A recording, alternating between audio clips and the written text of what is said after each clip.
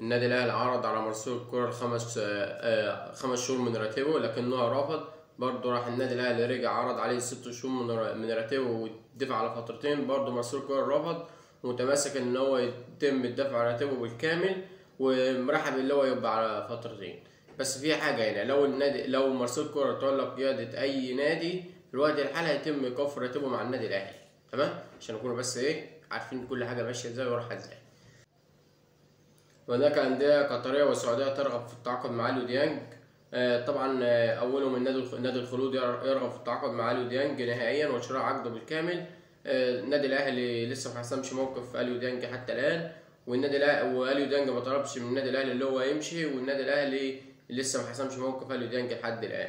فمستني ننتظر نشوف عدد الأجانب وبعد كده هيتم حسم أليو ديانج. زي ما قلت لك قبل كده برضه أليو ديانج هيتم تسويقه بعد كأس العالم للأندية، فعشان يكون الموضوع ده خلصان خالص يعني.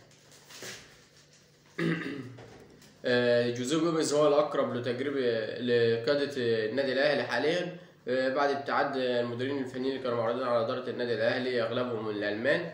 إدارة النادي الأهلي كانت مهتمة جدا بالتعاقد مع المدربين الألمان، المدرسة الألمانية، عشان كانت مدرسة كويسة في التدريب وكلهم ابتعدوا. لما توكل جوزيه جوميز والكابتن محمود الخطيب زي ما قلت لك قبل كده، الكابتن محمود الخطيب مقتنع بجوزيه جوميز جدا يعني.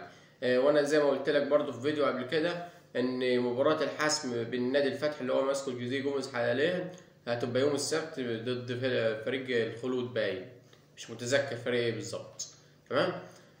بس هيتم الحسم موقف ساعتها بقاء نادي الفتح في الدوري الروشن السعودي ولا هيهبط بس، وبعد كده هيتم حسم موقف جوزيه جوميز، يعني خلال اسبوع بالكتير هيتم حسم المدير الفني للنادي الاهلي ان شاء الله.